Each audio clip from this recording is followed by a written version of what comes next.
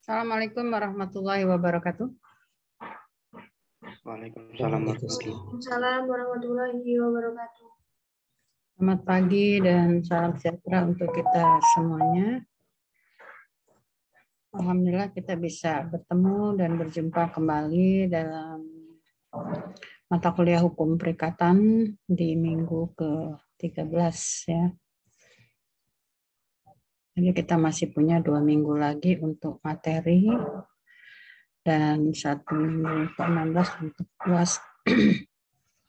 Semoga materi-materinya ini bisa saya kejar sampai selesai ya. Sampai kepada perbuatan melawan hukum nanti yang terakhir materinya itu. Oke, hari ini kita akan melanjutkan membahas beberapa perjanjian bernama kembali. Kembali akan saya jelaskan beberapa perjanjian bernama yang ada dan diatur di dalam KUH Perdata.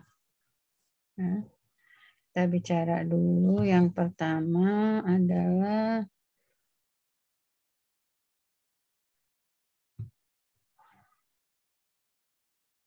semua siap di ini ya, siap di layar. Kita akan memulai. Stay di depan kamera. Tidak ada yang susah-susah dipanggil-panggil. Kita akan ke perjanjian pinjam pakai, pinjam meminjam, lalu ada perjanjian perdamaian. Ya. Nah, yang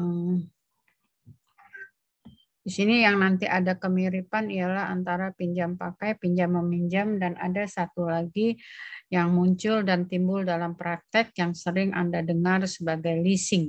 Ya. Nah, itu lebih dekat ke yang mana nanti akan kita lihat. Ya. Nah, kita lihat dulu perjanjian pinjam pakai. Pinjam pakai itu orang minjem cuma mau dipakai, nanti dipulangin lagi. Utuh seperti sedia kala. Itu namanya pinjam pakai. Pinjam ya, gitu. Kalau kita kan sering pinjam ya. Nah, kalau pinjam itu berarti pinjam pakai itu, kalau kita bilang pinjam ya, itu maksudnya minjem pakai lah. Nanti dipulangin lagi, bentar gitu. Nah, jadi ini yang perjanjian pinjam pakai ada di pasal 1740, nanti cross check di pasal 1740. Itu adalah salah satu pihak memberikan pinjaman kepada pihak lain, menyerahkan sesuatu barang kepada pihak lain, dan pihak lain itu akan memanfaatkannya dengan cuma-cuma. Artinya bukan menyewa ya. Kalau kita meminjamkan rumah, meminjamkan motor, meminjamkan mobil, tapi salah satu pihaknya harus membayar, itu namanya perjanjian sewa menyewa. Ya, itu namanya termasuk ke dalam perjanjian sewa menyewa. Nah, untuk perjanjian pinjam pakai itu perjanjian itu yang menerima pinjaman itu adalah cuma-cuma, tidak ada bayaran, tidak ada syarat-syarat lain. Ya. Syaratnya hanya si penerima setelah memakai atau setelah waktunya lewat berapa yang diperjanjikan untuk dipinjam itu, ya segera mengembalikan barang dalam bentuk semula seperti sedia kala ketika dia menerima pinjaman itu. Itu pinjam pakai. Ya. Jadi cuma-cuma, dia termasuk perjanjian sepihak karena yang satunya tidak harus berprestasi ya. Prestasinya cuma ya dikembalikan saja. Kalau sudah dipakai dikembalikan.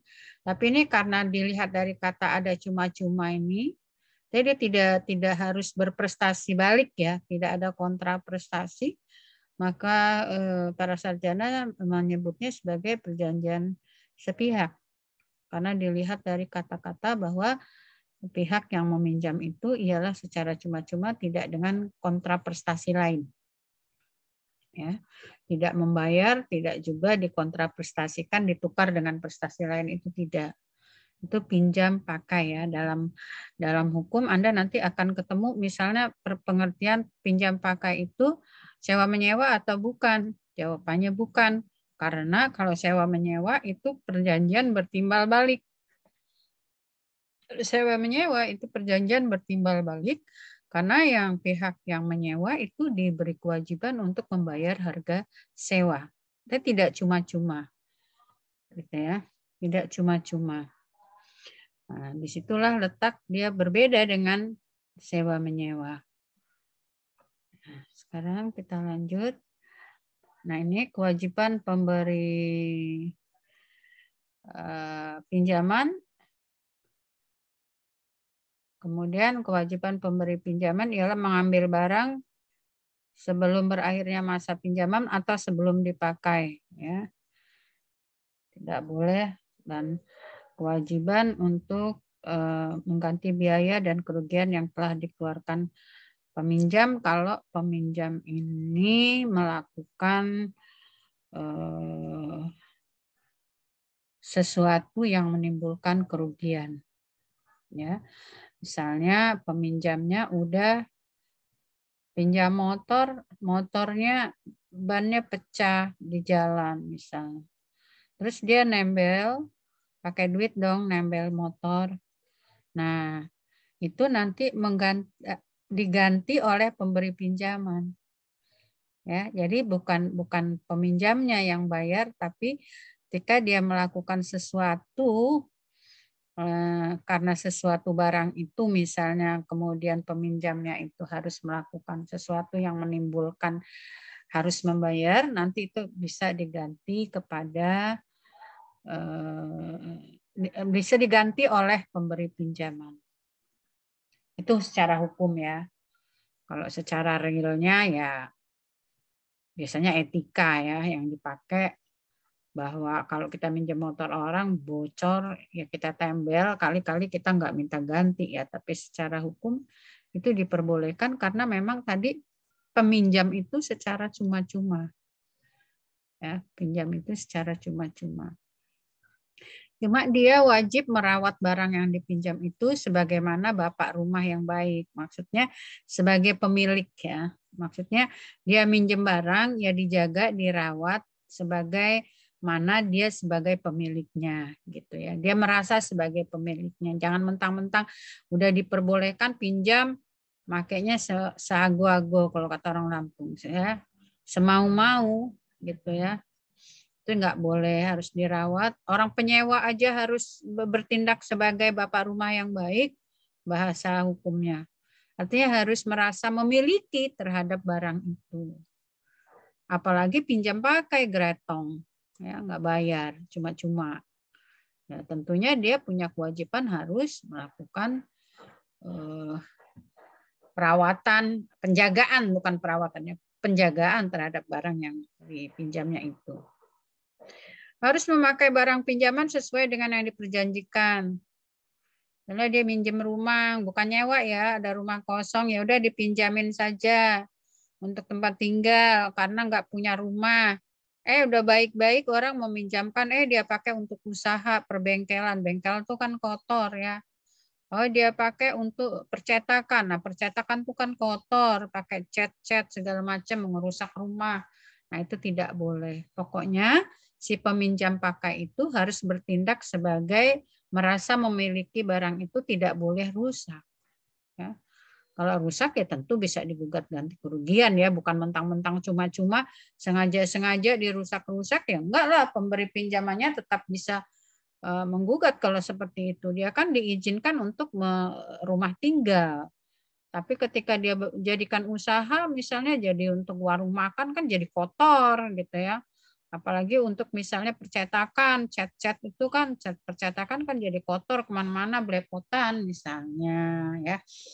Nah itu yang dimaksud bahwa peminjam itu harus menjadi bapak rumah yang baik, itu kalau bahasa kitanya itu merasa memiliki lah terhadap barang pinjaman itu.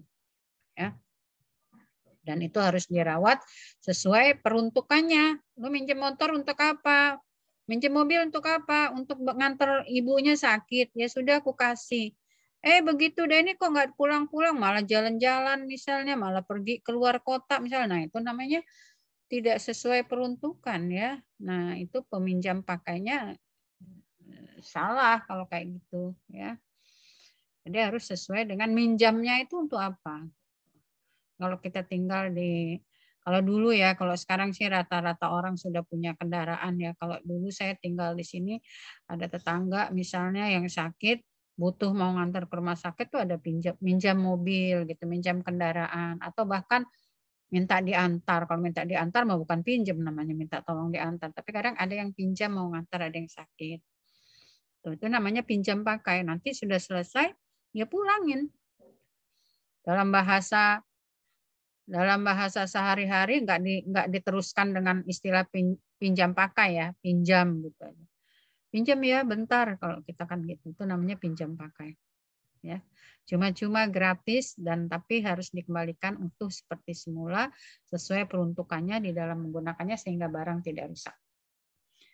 Kemudian sekarang perjanjian pinjam meminjam. Itu tadi pinjam pakai ya. Pinjam meminjam.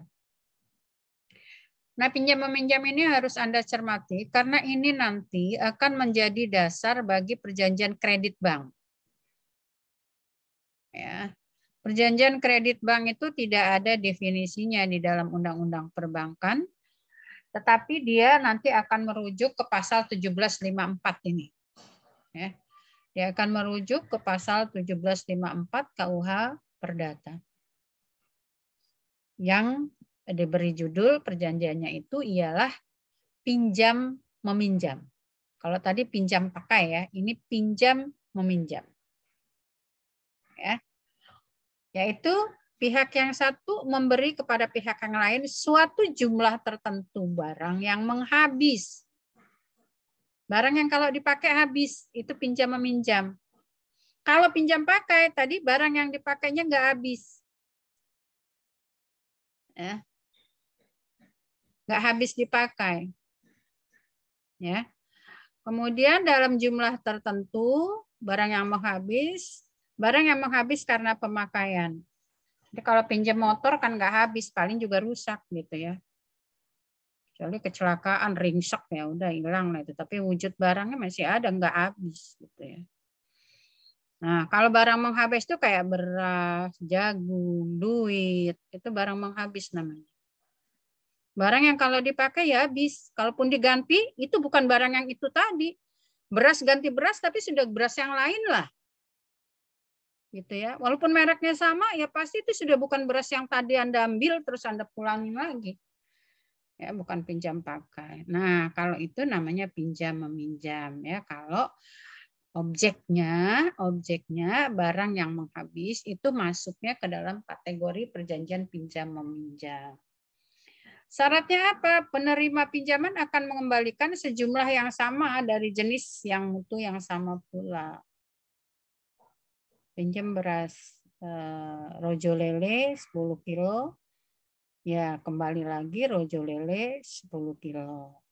Pinjam duit 100 juta, 100.000, kembalilah 100.000. Ya, itu pinjam meminjam. Ya, kalau hidup di perkampungan zaman dulu mah sering tuh pinjam meminjam ya. Kalau lagi butuh pasar jauh, saya ingat waktu kecil dulu ibu saya. Tetanggaan tuh udah kayak saudara-saudara aja gitu. Pasarnya jauh, butuh garam sedikit, ya udah minjem aja dulu tuh ke tetangga sebelah. Enggak punya nasi, ada tamu, pinjem dulu tuh nasinya.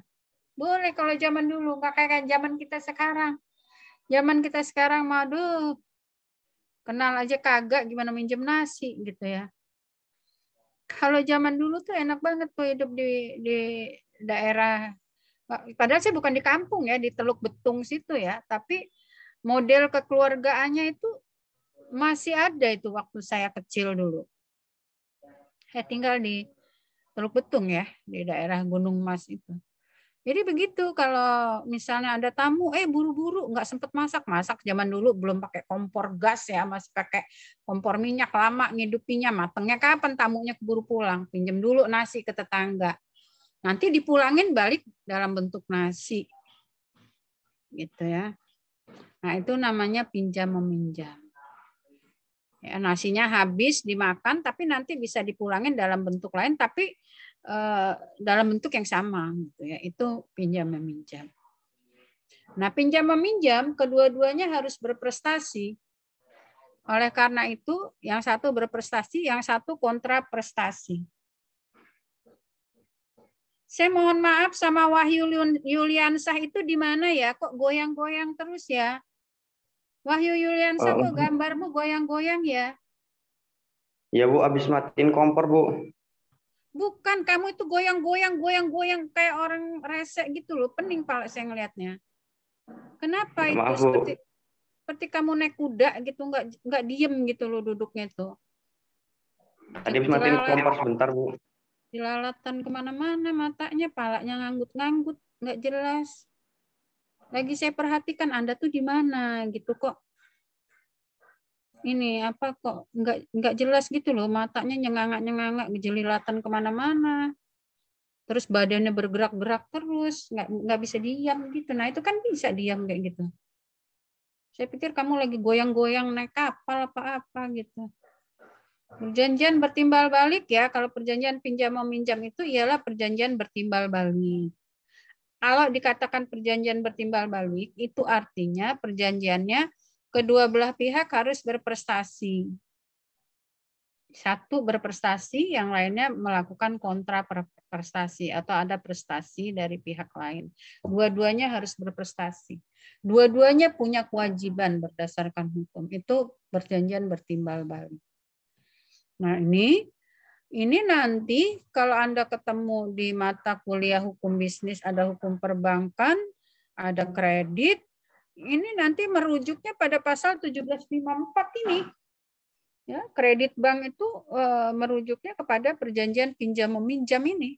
Ya, pinjam meminjam yang ada di 1754.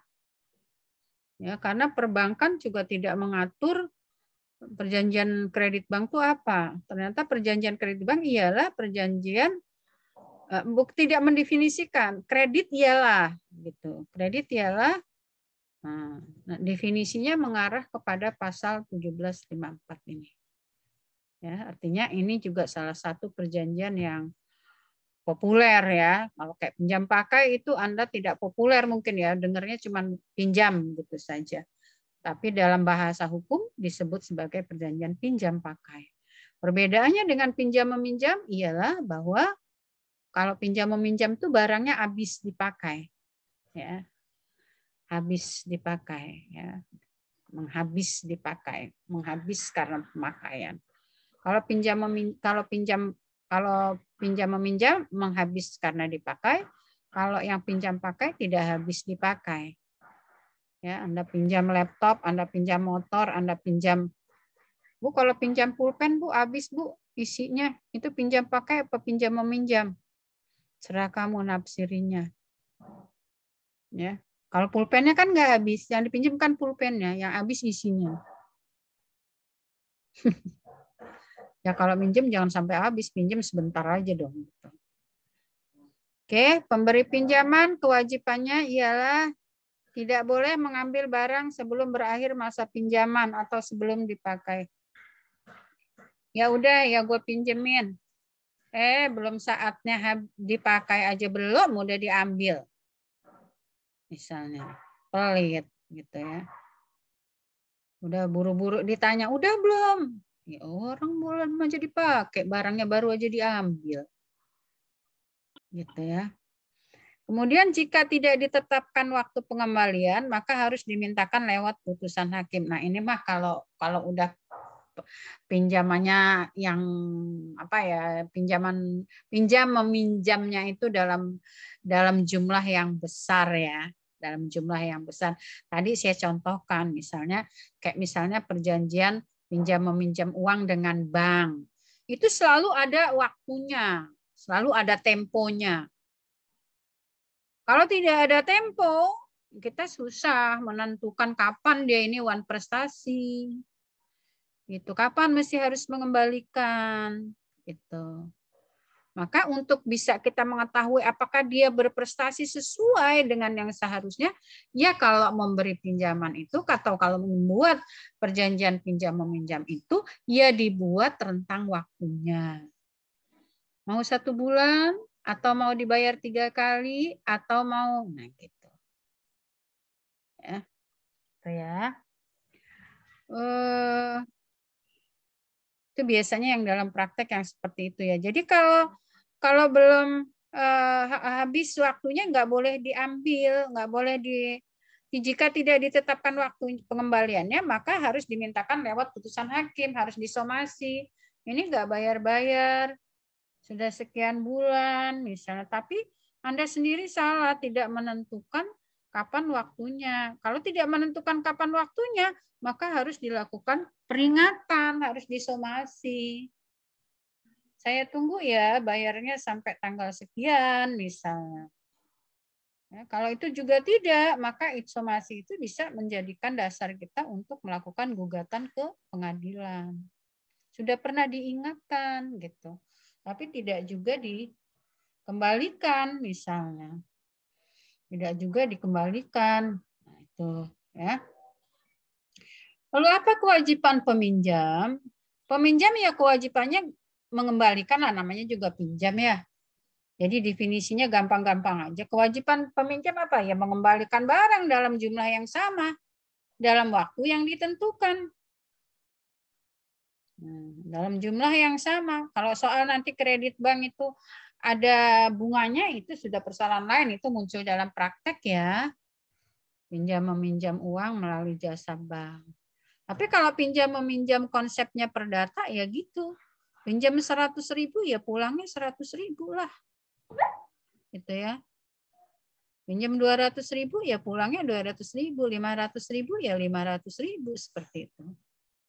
Ya. Jadi mengembalikan dalam jumlah dan keadaan yang sama. Dan dalam waktu yang telah ditentukan, inilah gunanya waktunya itu jeda waktu untuk jatuh temponya. Orang bilang tuh jatuh temponya kapan gitu. Gitu ya. Itu harus ada di dalam perjanjian pinjam meminjam, khususnya kalau pinjam duit. Karena orang tuh kalau minjem tuh gampang bener. Ya, minjem uang tuh enak, ngambilnya enak, pakai. Udah gitu nanti giliran mulangin yang meminjamkan yang seperti orang mengemis ya. Makanya suka jangan salahin kalau dibawain apa namanya tukang juru tagih yang suka galak gitu, karena memang ya kadang-kadang juga sih yang meminjam itu lebih galak daripada yang meminjamkan. Ya, kita menagih uang kita, kita menagih barang kita, dia malah marah-marah sama kita misalnya. Nah itu ya. Padahal dia punya kewajiban untuk mengembalikan dalam jumlah dan keadaan yang sama dalam waktu yang telah ditentukan. Nggak bisa enggak, itu hukum berkata seperti itu.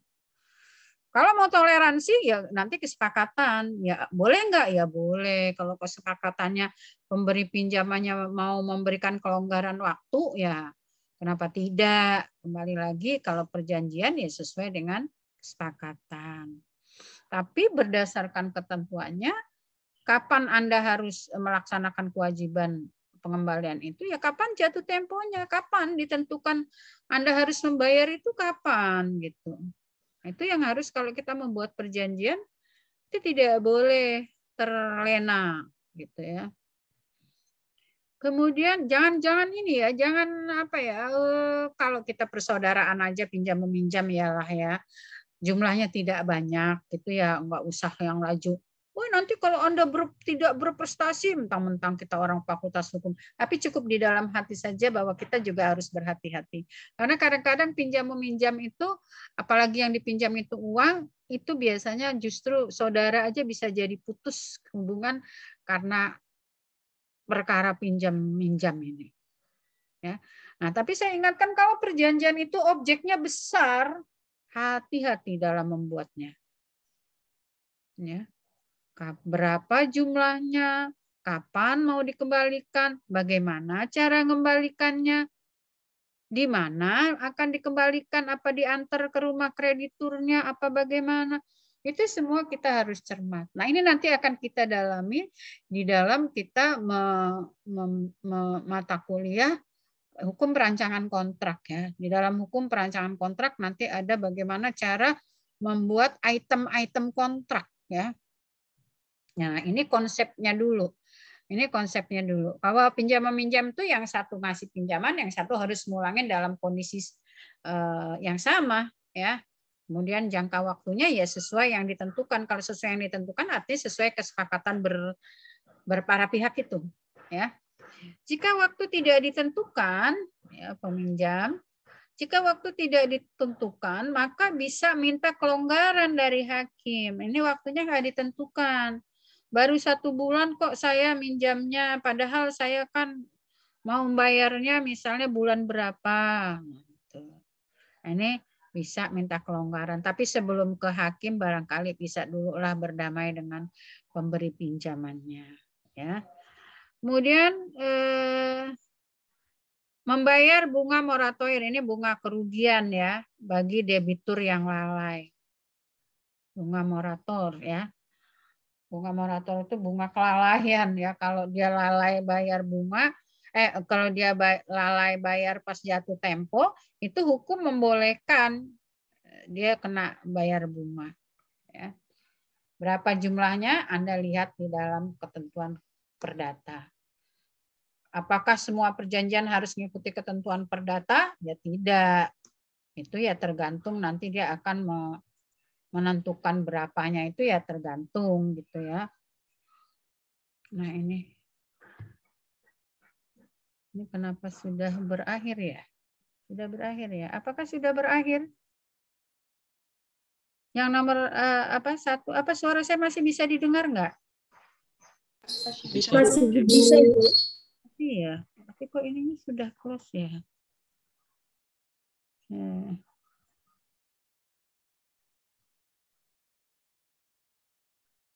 Malah udah menghilang dianya ini. Ya, kita lanjut lagi.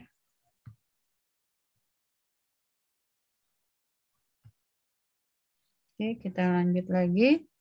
Ini tadi pemberi pinjaman, peminjam ini tadi ya, sampai kepada membayar bunga akibat dia lalai membayar setelah jatuh tempo. Ya. Kalau kredit bank nggak tunggu dia lalai jatuh tempo, memang sudah disepakati bahwa dari pinjaman pokok sekian nanti akan ada bunganya sekian. Kemudian perbedaan pinjam pakai dan pinjam meminjam. Nah ini perhatikan betul ya, perhatikan betul. Kalau saya bilang perhatikan, perhatikan. Objeknya kalau pinjam pakai ini jangan sampai nanti kalau misalnya ngambil jurusan perdata nggak tahu perjanjian pinjam pakai dengan pinjam meminjam dengan sewa menyewa gitu, nggak tahu perbedaan-perbedaannya. Kalau pinjam pakai tadi barangnya tidak menghabis dipakai, ya. Nggak habis ditelan, nggak habis dipakai.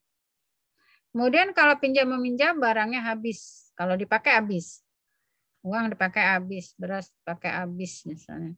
Udah mau lewat lagi nih. Kemudian jenis perjanjian pinjam pakai adalah perjanjian sepihak, sedangkan pinjam meminjam ialah perjanjian bertimbal balik. Kalau sepihak artinya hanya salah satu saja yang berprestasi. Kalau bertimbal balik artinya dua-duanya punya kewajiban untuk berprestasi. Ya. Oke. Nah, itu perjanjian pinjam pakai dan pinjam meminjam. Begitu ya inti perbedaannya dan inti pengertiannya. Keduanya merupakan hal yang berdekatan tetapi berbeda. Dari segi objeknya, tadi memang sudah berbeda ya. Ini dari segi objek dan dari segi jenis perjanjiannya. Yang satu perjanjian sepihak, yang satu perjanjian kedua belah pihak. Sekarang kita ke perjanjian perdamaian. Nah, perjanjian perdamaian nih. Nanti kalau Anda mau jadi mediator, di perdata ada yang namanya perdamaian. Ya. KUH Perdata mengatur, hukum acara perdata juga mengatur. Dalam hukum acara perdata itu di setiap persidangan hakimnya diperbolehkan untuk menawarkan perdamaian. Ya. Jadi, sebegitu sidang dibuka, Kemudian hakim itu punya kewajiban untuk menawarkan apakah para pihak ingin melakukan perdamaian atau tidak. Nah, ternyata dalam KUH Perdatanya sendiri yang merupakan hukum material ini juga mengatur, padahal sebetulnya ini kan hukum proses ya, perdamaian ini. Tapi ternyata di dalam KUH Perdatanya di pasal 1851 pun mengatur, yaitu bahwa kedua belah pihak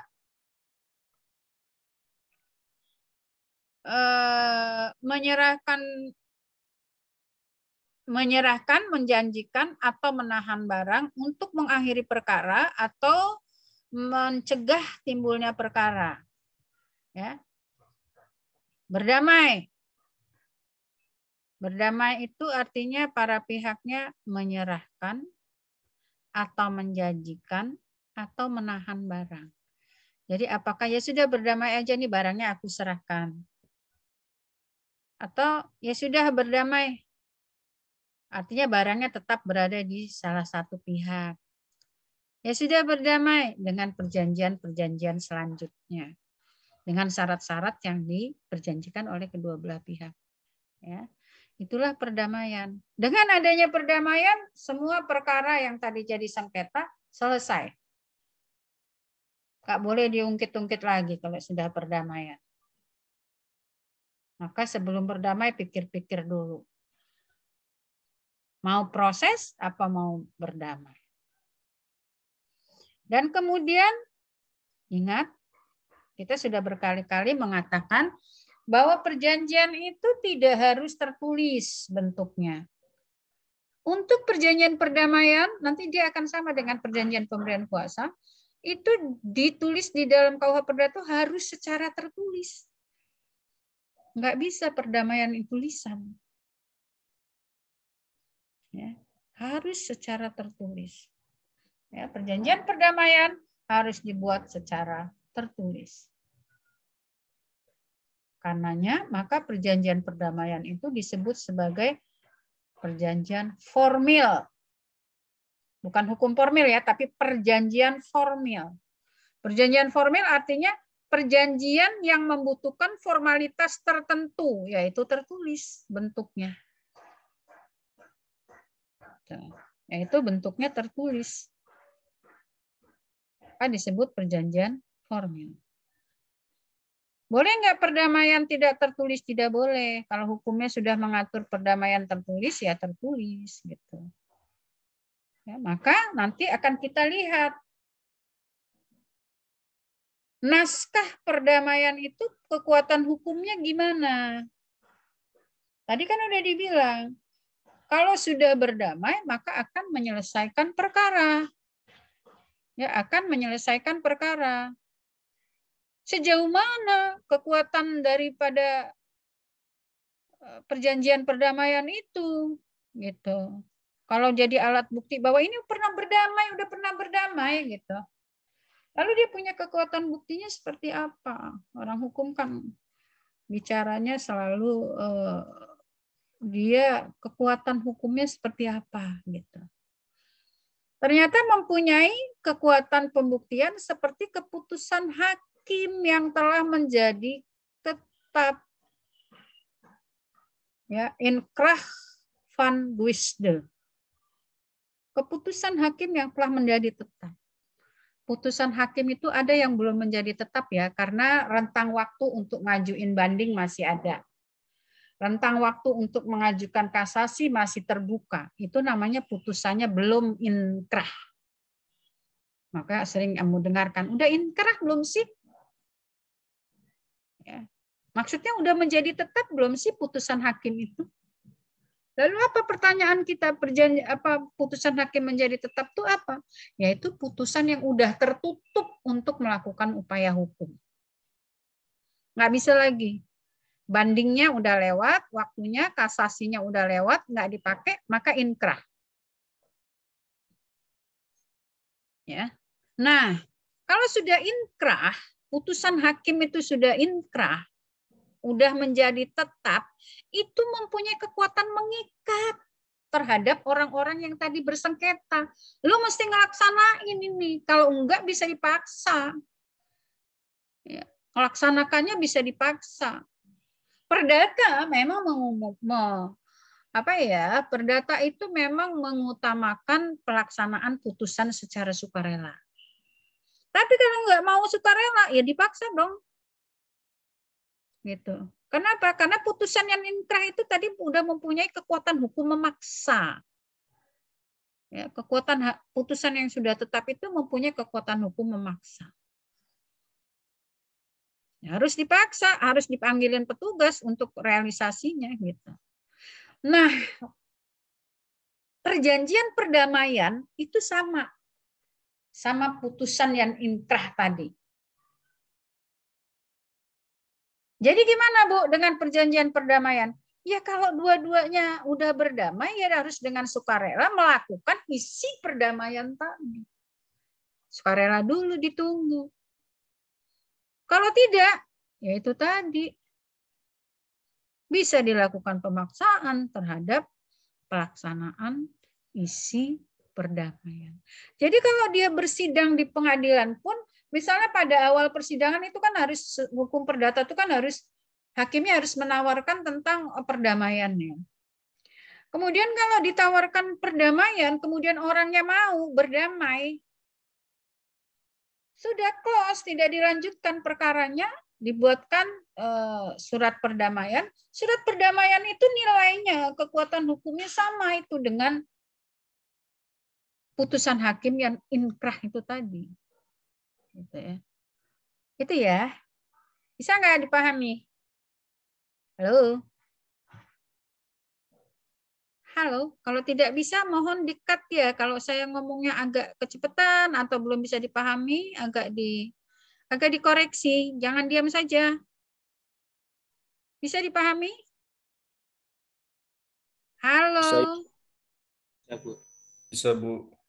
Kalau tidak bisa, tolong saya dikoreksi di bagian mana yang kira-kira masih benang kusut gitu ya. Saya siap untuk dikritik kalau terlalu cepat atau kok tidak jelas Bu gitu. Ya. Nah, daripada Anda diam tapi nggak ngerti, nanti gue ujian ada yang model-model begini nggak ngerti, nah mendingan ngerti deh. Jadi sekali lagi ya Ibu katakan, perjanjian perdamaian itu ya perdamaian, masing-masing menyatukan kesepakatan untuk mengakhiri perkara, itu perdamaian. Ya, mengakhiri sengketa. Ya. Tapi perjanjian perdamaian ini tidak seperti perjanjian-perjanjian lain yang bebas dibuat tertulis atau tidak, terserah para pihak. Perjanjian perdamaian harus dibuat secara tertulis. Akibat hukumnya, perjanjian perdamaian itu punya kekuatan pembuktian sama dengan putusan hakim.